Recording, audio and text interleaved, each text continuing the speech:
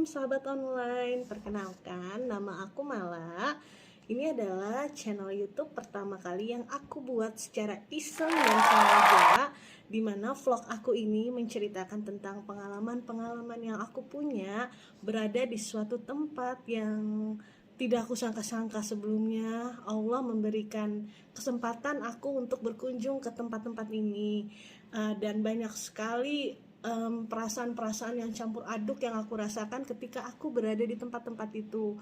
Jadi untuk di vlog pertama kali aku ini, aku ingin menceritakan pengalaman aku datang dan berkunjung ke Masjid Al-Aqsa. Ya, di tahun 2015 aku bersama keluarga besar suamiku. Waktu itu kita berlima deh kalau nggak salah.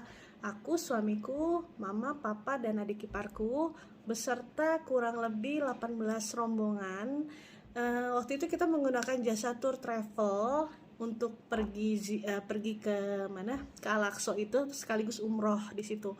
Itu kita menggunakan jasa Patuna. Mungkin bagi teman-teman ada yang familiar dengan nama Patuna. Aku cuma dengan Patuna loh untuk kegiatan-kegiatan umroh dan ziarah-ziarah ke negara-negara muslim itu hebat. Nah, balik lagi ke ceritaku ya. Ketika aku pergi, kita transit dulu di Bandara Abu Dhabi. Setelah itu dari Bandara Abu Dhabi kita ke Jordania. Kita landing di Jordania di Kota Amman.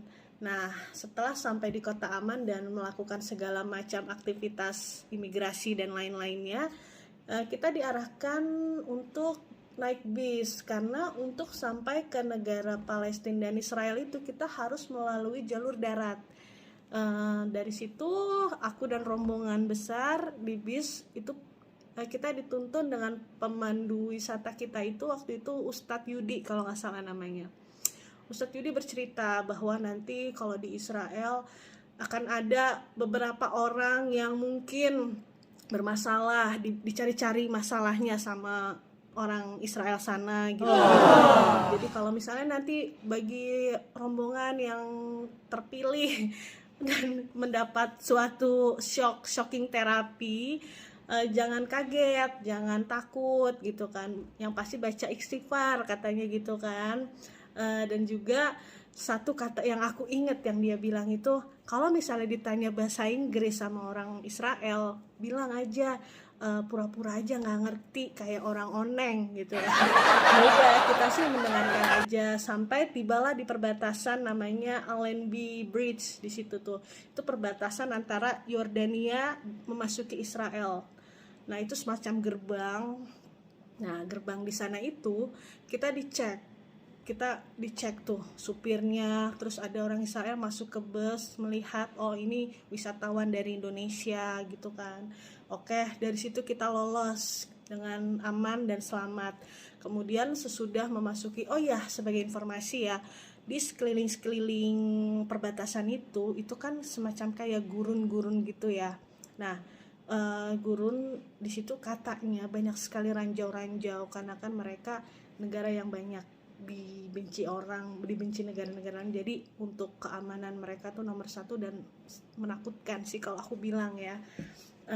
Kemudian setelah sampai di imigrasi, ada pengalaman yang bikin aku shock pemirsa, dimana apa yang dikatakan Ustadz Yudi itu terjadi kepadaku. Akulah salah satu orang yang terpilih untuk merasakan shocking terapi. Kenapa begitu? Aku ceritain ya. Saat waktu itu kita ngantri nih untuk imigrasi, ada two line, kanan dan kiri. Ada dua orang imigrasi. Dan for information aja ya, di bandara itu semua pasukan Israel dengan senjatanya yang atribut senjatanya yang lengkap, senjatanya gede-gede. Itu tuh mereka tuh udah pada siap siaga, banyak yang berlalu lalang gitu kan, dengan anjing-anjing pelacaknya juga, yang bikin kita juga aduh takut banget gitu kan. Nah, antara dua ini nih, aku udah ngeliat, aku ada di sebelah kanan kalau nggak salah dengan suamiku, tapi aku melihat, yang di sebelah kiri kayaknya muka orang Israelnya bersahabat dibanding yang aku yang aku ngantri di depannya gitu, karena orangnya mukanya tuh dingin banget. Nah, saat itu Setelah giliran satu persatu rombongan aku, ya bisa lolos gitu kan. Tibalah giliran aku yang aku tidak mendapat orang yang ramah yang di sebelah kiri. Aku dapat yang tetap garis aku kan. Nah, setelah orang Israel itu melihat pasporku, di situ pasporku memang tulisan namaku itu panjang, kan ada 3 huruf ya. Panjangnya itu ada nama ayahku, di mana ada Mirdad Rashid gitu kan. Disangka mungkin namanya itu bagi mereka itu mencurigakan. Akhirnya aku ditahan, aku di hold, aku disuruh tunggu di samping, aku nggak boleh jalan untuk masuk ke dalam gitu kan. Astagfirullahaladzim, di situ aku bener-bener yang mau nangis, terus aku kaget, aku lemes, aku harus kayak gimana gitu. Itu di pertama kali negara Israel yang aku kunjungi, dan tiba-tiba aku ditahan. Aku kan takut gitu kan, kenapa aku ditahan, kenapa harus aku gitu kan. Tapi pas di sebelah kiri ada juga yang ditahan, bapak-bapak rombongan aku gitu kan. Lah, bapak itu ditahan gitu kan, aku lupa namanya, Pak, maaf Pak, aduh. Nah, kemudian bapak itu juga ditahan, disuruh tunggu di samping gitu kan.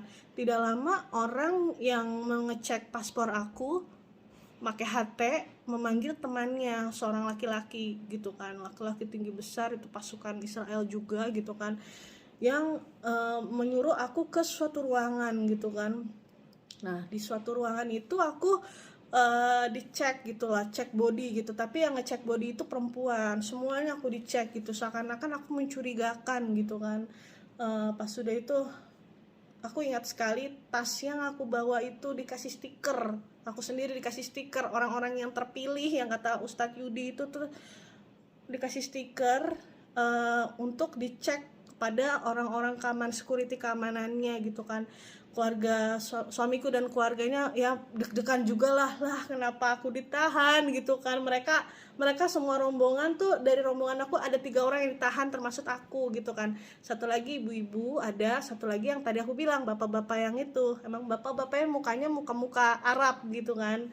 Nah, kita dicek, terus tas aku yang tadi udah ditempel stiker itu tuh kayak disapu-sapu gitu, semacam alat kayak kemonceng, tapi alatnya itu sangat modern dan canggih. Jadi aku lihat gitu kan, saat tas aku disapu-sapu gitu, langsung di layar temannya itu muncul data pribadi aku, dari paspor, dari nik, dari catatan aku, dan mungkin dari catatan aku alhamdulillah tidak ada catatan kriminal. Akhirnya sudah dicek sama dia. Akhirnya salah satu prajurit Israelnya ngomong ngomongnya, dia menanyakan siapa nama ayahmu, what is your father's name gitu kan katanya. Dan seketika tadi saat aku ditahan, oh ya ada cerita selipan dikit, pas aku disuruh ditahan, suruh nunggu di samping orang imigrasi, itu Ustadz Yudi datang di samping aku sambil ngomong, baca istighfar, terus kalau ditanya jangan pura-pura aja nggak ngerti gitu kan. Ya udah, akhirnya aku bilang I'm sorry, I don't know. Aku sok-sok bego aja karena kan kalau kita terlihat pinter berbahasa Inggris, nanti kita dicecer, makin lama kita dicecer-cecer gitu, yang ada nggak kelar-kelar pemeriksaannya ya kan. Akhirnya dia, it's okay, don't be scared, dia bilang gitu kan. Tapi ya aku namanya udah ketakutan, udah deg-degan gitu kan, apalagi dia udah bawa senjata gede gitu kan. Ya udah, aku mengikuti kata-kata Ustadz Yudi, pura-pura bego aja gitu loh, pura-pura nggak ngerti bahasa Inggris gitu loh. Pas udah itu langsung dia ngomong bahasa Israel gitulah sama temannya. Intinya mungkin aku tidak mencurigakan, aku tidak ada apa-apa, catatan kriminal aku bersih. Akhirnya aku diperbolehkan untuk berkumpul ke rombongan aku lagi, dan puji Tuhan ya Allah, alhamdulillah banget, aku lega banget sampai keluar air mata saat itu, karena aku takut kalau aku di penjara, aku ditembak, aku takut sekali gitu loh, apa salah aku gitu loh, aku ditahan-tahan gitu kan.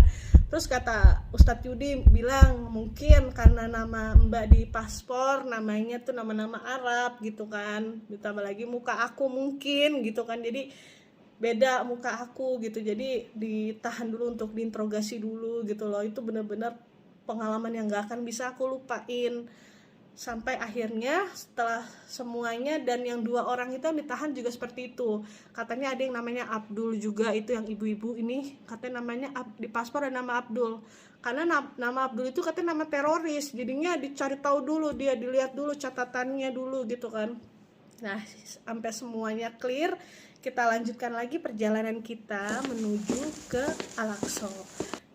Nah, setelah kita melanjutkan perjalanan, sampailah akhirnya kita di wilayah lingkungan Masjid Al-Aqsa. Di situ selama perjalanan menuju Masjid Al-Aqsa itu kan kita harus jalan-jalan gitu kan. Jalan ke perbatasannya dulu, karena tuh kita melewati beberapa gerbang gitu. Nanti beberapa foto-foto akan aku lampirkan ya di YouTube aku ini. Nah, pas kita melewati, dan setiap gerbang-gerbangnya itu ada kayak pemeriksaan tas gitulah, yang kayak di mall-mall gitu tuh. Jadi tasnya masuk, di scan tasnya di bandara kayak di bandara. Nah, belum lagi kita cek body juga gitu kan, dengan tentara-tentara Israel yang berjaga-jaga di situ juga gitu loh. Padahal aku juga bingung, itu kan wilayah Palestina, wilayah orang Muslim untuk beribadah gitu loh. Aku nggak bisa kebayang kalau, ya ampun, kalau yang orang-orang Islam, yang orang-orang Palestina di sini yang mau beribadah di sini, bener-bener kayaknya tuh kayak dicurigakan selalu gitu loh. Kita ikutilah prosedurnya gitu kan. Enggak, akhirnya setelah kita melewati berbagai macam pengecekan itu tuh, di kanan kiri depan belakang wilayahnya itu pokoknya dikuasai oleh Israel ya saat itu. Nah, ini akhirnya aku ngelihat, aku masuk ke Masjid Dome of the Rock yang kubahnya warna emas itu tuh. Ya Allah, subhanallah, aku tuh kaget gitu loh, nggak nyangka banget bisa ngelihat secara langsung masjid itu gitu loh. Aku sampai merinding gitu. Nggak nyangka banget Allah ngasih kesempatan ke aku gitu loh, melaluinya bersama dengan keluarga suamiku gitu kan. Aku bisa ngelihat secara langsung, yang biasanya aku ngeliat di berita-berita, di media sosial, aku melihat secara langsung gitu. Dan seketika air mata aku netes gitu, ya Allah, alhamdulillah Engkau memberikan hamba kesempatan ke daerah ini ya Allah gitu lah. Karena aku mikir, aku pernah dengar katanya sebagai orang Islam, kalau bisa kita berkunjung ke 3 masjid gitu kan, Masjidil Haram, Masjidil Nabawi, dan Masjidil Aqsa. Dan saat itu Masjid Al-Aqsa sudah aku lihat dan aku kunjungi. Alhamdulillah ya Allah, terima kasih ya Allah atas pengalaman yang sudah aku punya dan aku lalui itu gitu kan. Nah, aku bikin video saat itu di wilayah Dome of the Rock-nya. Waktu itu pas masuk itu udaranya tuh di sana dingin banget, mungkin minus 2 derajat kali ya, karena tuh dingin banget dan hujan pula. Saat itu cuacanya hujan, jadi aku sambil bawa payung, aku ngecek gitu kan, aku bikin video. Lalu aku foto-foto, aku mengabadikan momen-momen aku bersama mama mertua aku, adik iparku, kemudian suamiku. Aku foto di sekitaran masjid, baik di Dome of the Rock ataupun di depan Masjidil Al-Aqsa. Kita melewati Dome of the Rock dulu gitu loh. Setelah kita melewati, barulah kita melihat Masjid Al-Aqsa yang kubahnya warna hitam. Nah, di situ Ustadz Yudi bilang, ayo kita sholat zuhur di sini gitu kan. Akhirnya kita ngambil wudhu dulu ke tempat wudhu. Nah, setelah ngambil wudhu, aduh ya Allah, itu air dingin banget sampai ke tulang-tulang gitu kan. Ya Allah, tapi aku tuh seneng banget gitu loh. Ditambah mungkin karena udaranya dingin dan airnya dingin, pipi jadi merah-merah gitu kan. Udah ngambil wudhu, udah selesai, langsung aku masuk ke dalam masjid dan aku seketika bengong gitu kan. Ya Allah, oh ternyata seperti ini gitu kan. Ya Allah, balik lagi, hamba bersyukur banget, hamba diberi kesempatan dan keberuntungan yang mungkin orang-orang belum bisa datang ke sini gitulah. Dan alhamdulillahnya juga saat itu ketika kita datang ke situ, wilayah itu lagi aman, lagi tidak ada konflik sama sekali gitu kan. Karena kan seperti kita ketahui ya di berita-berita, ada yang sahabat muslim kita lagi sholat di bom, kemudian tembak gencatan senjata gitu kan. Alhamdulillah saat itu ketika rombongan kita datang, suasananya lagi damai gitu loh, belum ada perang-perang gitu kan. Walaupun memang penjagaan dari pasukan Israelnya tuh sangat ketat sekali, bahkan di pekarangan wilayah Al-Aqsa itu tentara-tentaranya tuh tetap berlalu lalang melihat-lihat wisata gitu loh. Mereka memang sangat mungkin ya curiga untuk setiap orang gitu loh. Tapi balik lagi sih, alhamdulillah saat itu situasinya lagi kondusif, lagi tidak ada perang ataupun baku tembak. Nah, kemudian setelah aku melihat di sana, kita dikenalin oleh pemandu wisata di daerah situ juga, orang Palestina juga. Nah, di situ dia menceritakan, dia bisa bahasa Indonesia, jadinya lebih enak gitu untuk mendengar cerita-ceritanya gitu kan. Dia lebih menceritakan kesejarah-sejarahnya gitu kan, ukiran-ukiran di dalamnya, Masya Allah, bagus sekali. Itu masjid terdingin dan terbagus yang pernah aku datangi. Dan ketika itu setelah sholat berjamaah, lalu ada beberapa rombongan juga yang mengaji gitu kan, aku juga mengaji sebentar. Setelah itu kan memang kan karena tour travel kita dibatasin waktu ya, kita harus kembali ke hotel gitu kan. Oke, setelah itu kita dari situ kita jalan lagi untuk balik ke hotel. Nanti aku akan share beberapa video-video kecil ataupun foto-foto yang aku abadikan selama aku masih ada di sana. Oke. Lalu setelah kita balik ke sana, balik ke hotel di Israel, for your information, hotel di Israel kita nggak dikasih air, kita nggak dikasih air mineral, jadi kita harus beli di sana di hotel. Mau pada hotelnya bintang 4, tapi kita nggak dikasih air mineral, dikasih air mineralnya pas kalian nanti breakfast gitu. Oke, jadi sekian dulu ya cerita dari aku tentang pengalaman aku di Masjid Al-Aqsa yang sangat aku amazing banget. Subhanallah, Allah untuk berkunjung ke Masjid Al-Aqsa. Nanti aku akan ceritakan lagi di vlog berikutnya kunjungan aku ke negara Yordania. Oke? Dah.